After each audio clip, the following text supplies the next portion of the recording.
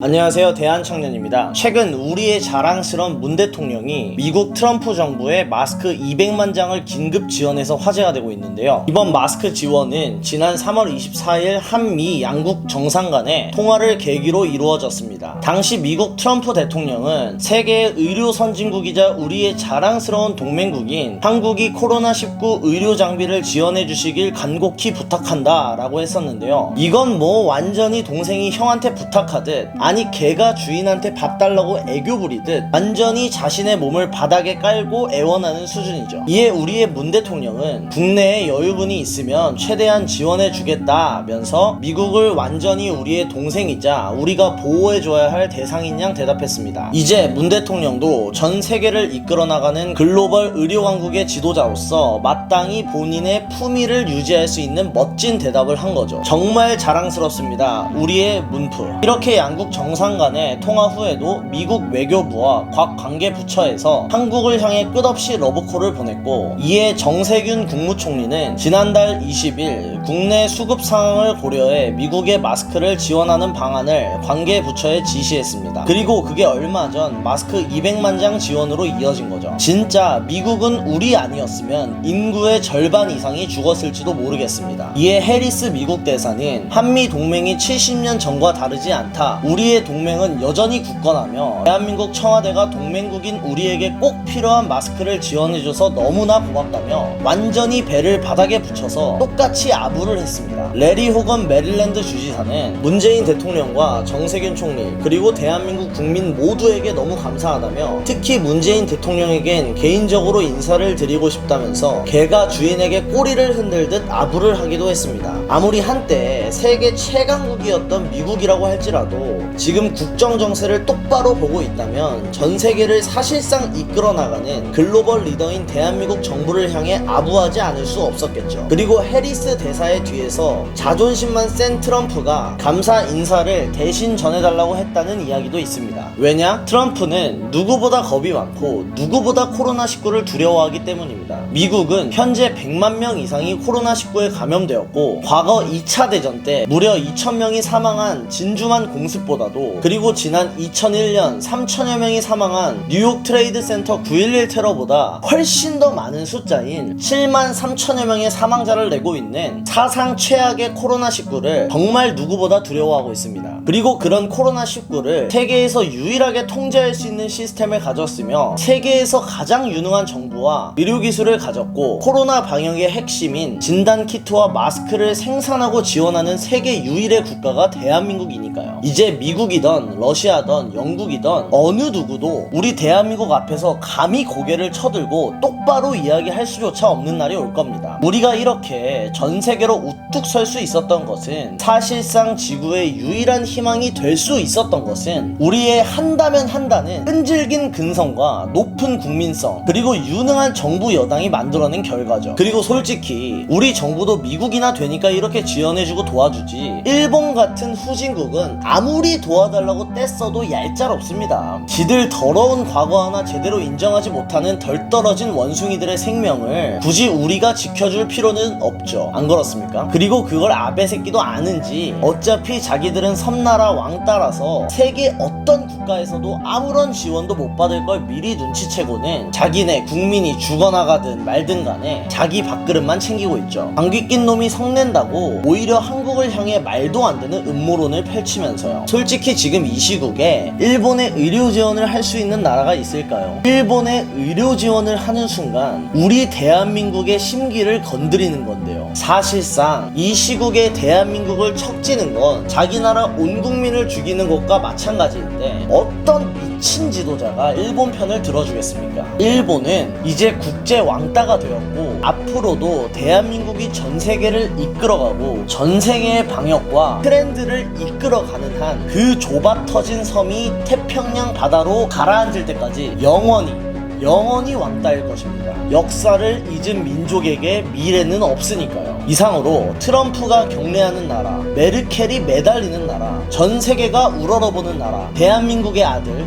대한청년이었습니다.